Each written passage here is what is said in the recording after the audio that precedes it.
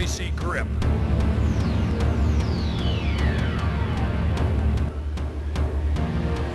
Lone wolves are back.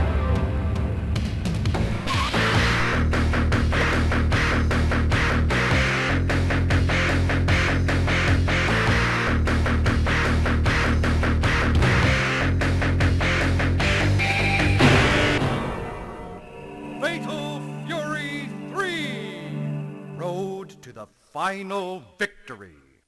Fatal Fury 3 is where Fatal Fury finally comes into its own. SNK decided to stop taking cues from Street Fighter and forge a bold new path. Coming out about 2 years after the last installment, much longer than any other Fatal Fury game, SNK did a major overhaul to the gameplay and presentation while also moving things forward in the overall narrative. I hate to use a cliched expression here, but the true Fatal Fury starts here.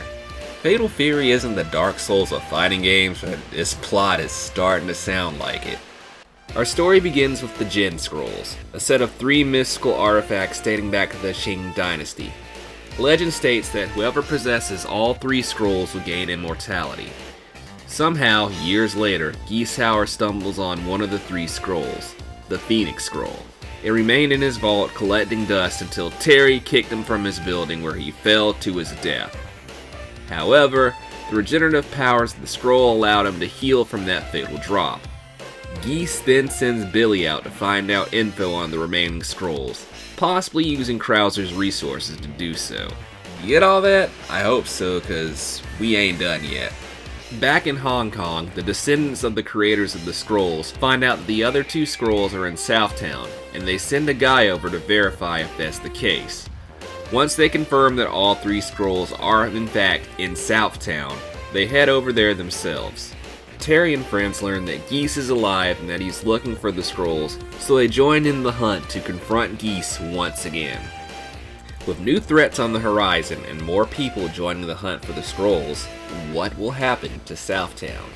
Okay, so we go from a revenge tale to a low-stakes international tournament to some mystical Kamidogu bullshit in the 3rd outing. That's gotta be a record. Your roster this time is a 50-50 split between newcomers and returning favorites. Let's start with the classics. Terry Bogard. Not much to say this time. He hears about Geese's connection to the Jin Scrolls, so he's gonna step in and put a stop to Geese's plans. Andy Bogard.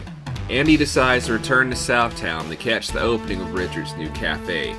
While there, he senses something sinister and decides to investigate. Joe Higashi. Joe is doing something.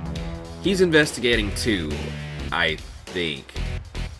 Hua might be hanging out with him as well. Mai Shiranui. She's looking for Andy. She's always looking for Andy. This is Mai in a nutshell. Geese Howard, who's hunting for the remaining scrolls now that the secret's out about him being alive. Who knows how much chaos he could bring to the city if he acquires all 3 scrolls. That's it for the veterans, so let's switch over to the new guys. Blue Mary Ryan.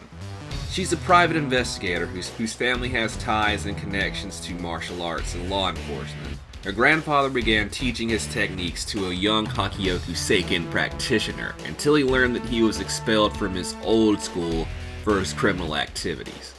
Her grandfather tried to expel him, but he killed him and moved on to become the Geese Howard we all know today.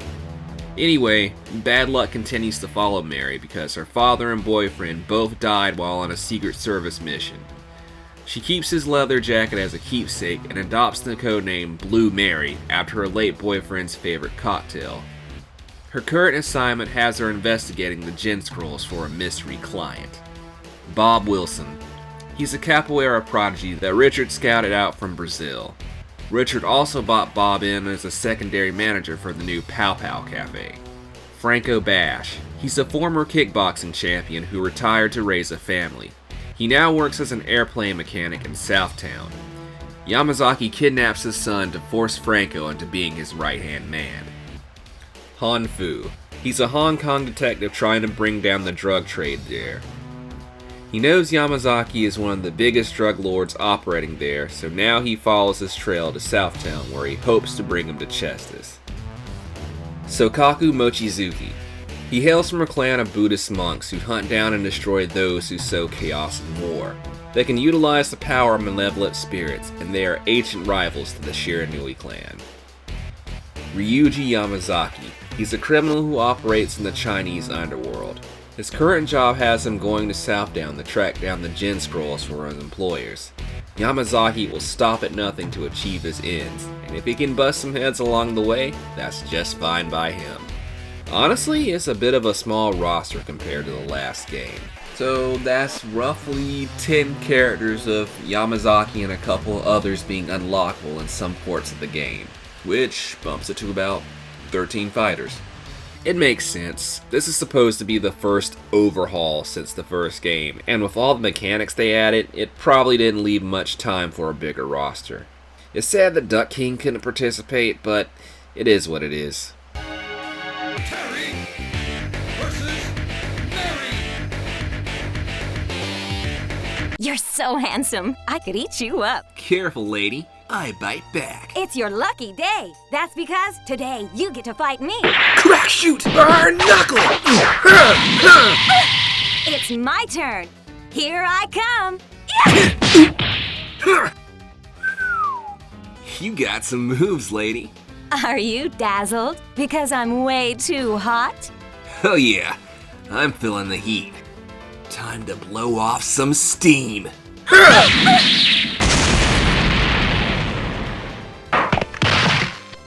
And that, ladies and gentlemen, is how you turn a Blue Mary into a Black and Blue Mary. Thank you! I'll be here all week. Boo! Fatal Fury 3's biggest change is the addition of a third lane. There's now a foreground added to the old back and middle ground. More lanes means more mobility. The lane switching can be done from either plane at all times. Combining all of these with the dashing and the lane attacks make positioning mean more than ever this time around. Oddly enough, you can only use your special moves in the middle plane. And you can't do special moves between plane switches either. Oh, that reminds me, speaking of special moves.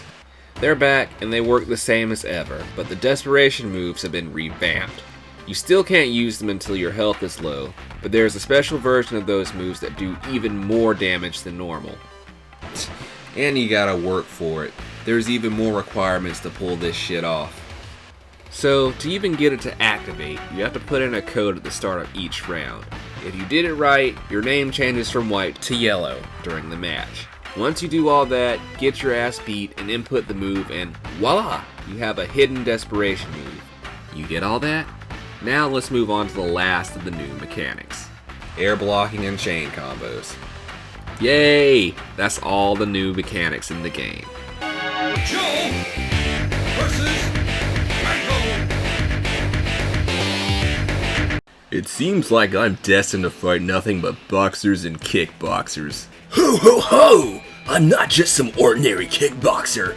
I am Franco Bash! I know about you. You had a hell of a championship run a few years back. And now, I'm back to Bash, the competition. I am Franco Bash! Oh, is that your thing? Is that your gimmick? Oh yes, it's time to bash! I am Franco Bash! Well, at least there's no electricity. Bad times. Bad times. The presentation of Fatal Fury 3 is amazing. It blows everything before it out of the water. Hell, it might even look and sound better than Super Turbo. The game starts off with the most cinematic fighting game intro in history up to this point. Then you get to this amazing character select screen. Like, look at this shit, man. Pause. So, this is an evolution of the black background from Fatal Fury 2, but what makes it better is it not only being the set to the backdrop of a bar in Southtown, but everyone is posed in such a way where if you were to visit this bar and see one of these guys there, that's how they'd be posted up.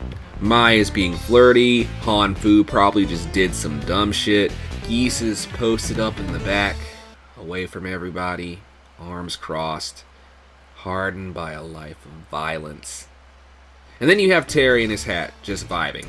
Look, I know it's just a character select screen, but when it comes to fighting games, it's the little things that end up making a difference in the end.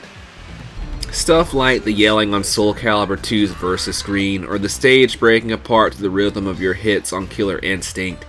It has no bearing on how the game plays, but it's just something that sticks with us years after the fact. And then there's the soundtrack, which is just peak SNK.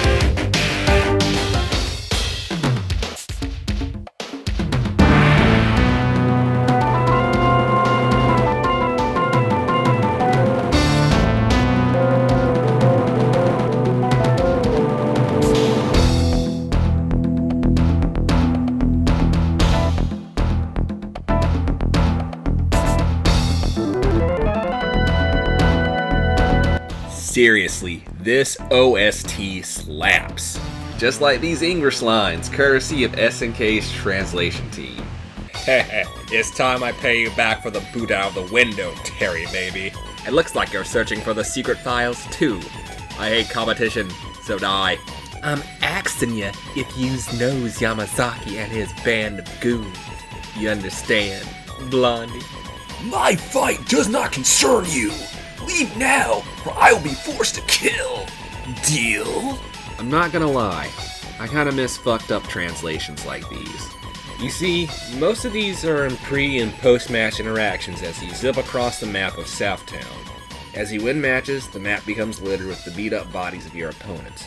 While there are no mini-games this time around, you do get to fight a mid-boss under the guise of an accident, accident, accident.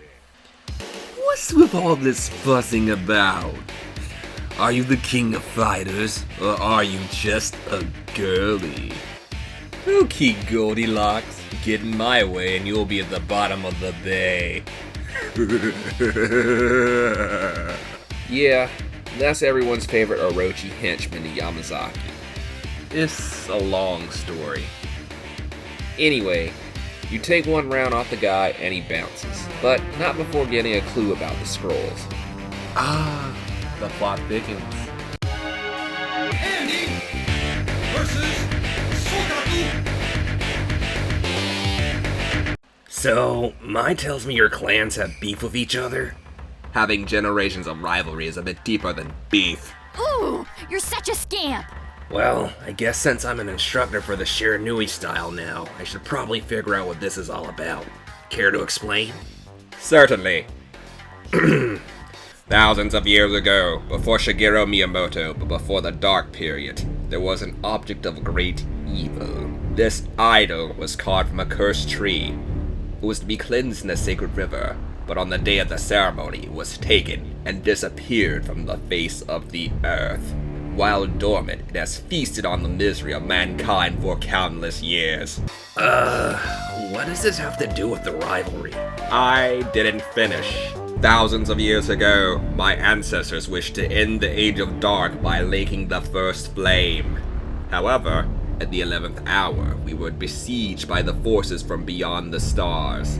These angels came in various shapes and sizes and commanded great power. While my ancestors fought valiantly, they were no match for the angels, and they were destroyed along with the earth, bringing about the second impact, Tempest Instrumentalitas. You can't be serious. I'm just getting started. Better lock in. Thousands of years ago. Fuck me, dude. We get it. We understand. Let's just fight already. Say less. Pagawa Santa, Pagawa Santa. God damn! You trying to cave my chest in? My apologies. Fatal Fury 3 didn't get a lot of ports. The AES and the CD will always get ports and they'll always perform the same, but besides those, you have a port for Windows and a port for Saturn. The Windows version uses the Neo Geo CD version as a basis, so it runs similar to that. The Saturn port only got released in Japan and is a disappointment. From what I could find out, it had long load times, cut animation, and some serious slowdowns in some areas. I don't know why they didn't utilize the expandable RAM cart, but here it is. So ends the shortest port section ever. Honestly, I couldn't tell you if Fatal Fury 3 was a tournament or not. Some people say it is, others say it's not. Personally, I don't think it is. It doesn't quite feel like one. All this is happening to get the scrolls anyway, which, whenever you defeat all the opponents, you eventually end up going one-on-one with Geese himself. Yeah, Geese is the sub-boss in this game, which is really weird, because most appearances, he is your final boss, not counting crossovers or anything. Anyway, you fight him, defeat him, and then things continue to escalate. Well, bud, it looks like it's the end of the line for me. Had a blast. I guess I underestimated you. You're stronger than Jeff and Krauser. But you're still just a tiny little frog in a tiny little pond, Terry. Geese! Hey! Come back here! Why, by the hairs of my chingy ching ching, it's Ching! Oh, Terry, let him go. You have to catch up with Yamazaki and the scrolls. Oh, if he passes them on. Hurry, my boy! South Station. Oh, all the gods! That's Hanfu, that crazy fool. Ching! See Hanfu gets to a hospital. I'm going after that Yamazaki clown. Terry Bogard! It's about time we met. This clown is going to show you his bag of tricks. Go!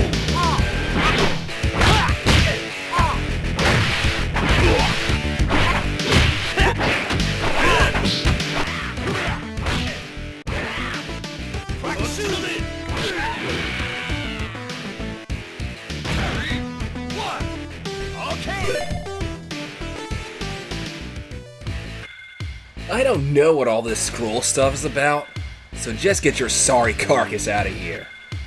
Why not drop by Delta Park if you need to know more about the scrolls? That is, if you dare.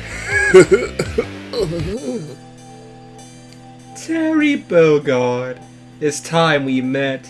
I've heard so much about you. What the? Delta Park.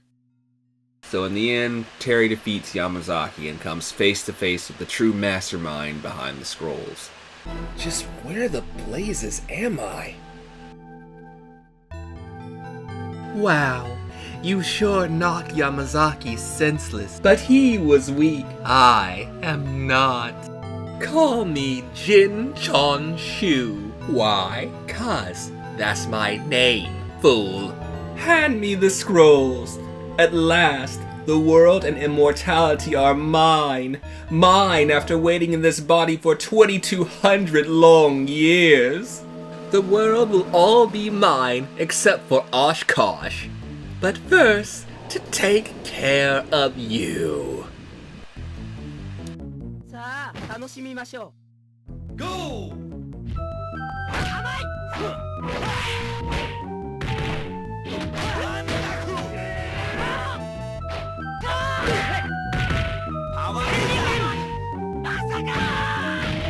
Terry, what? Okay.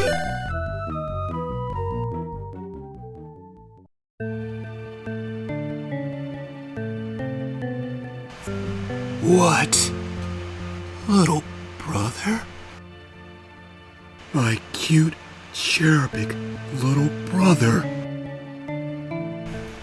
You'll never leave here alive, Moosehead!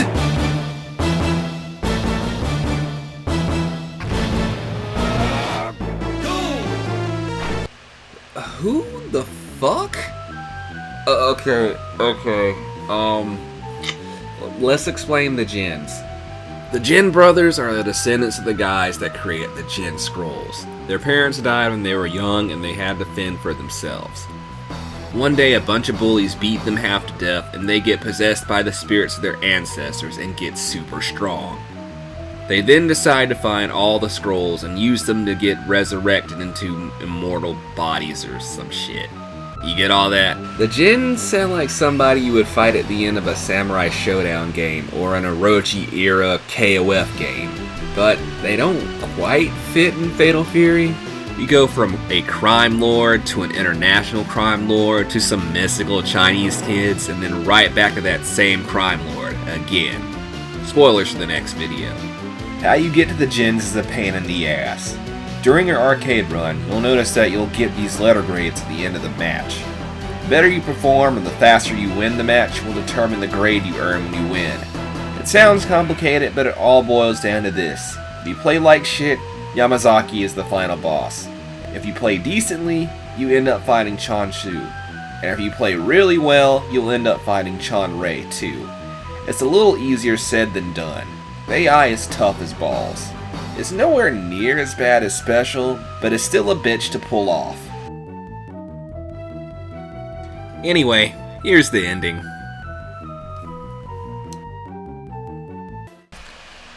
The blood of the Jins is the blood of death. It could only, in the end, conclude this way. March 15th, 1995. Terry Bogard rids the world of all of his evil Jins. The delusions of the Jins were just that. Immortality, the last refuge of corruption. Afterwards, Terry meets some random blonde kid. Oh, enough of this senseless combat. Let's be friends. Call me Pop, son. I wonder who he could be. Well, that's Fatal Fury, and it is the definition of a transitional game. It revamps everything the last games did, but the series would branch off from here into the Real Bout sub-series of Fatal Fury. The bones of Fatal Fury 3 are in those games, but they mostly end up doing their own thing. For all intents and purposes, this is the last normal Fatal Fury game. So tune in next time as we step into the world of Real Bout.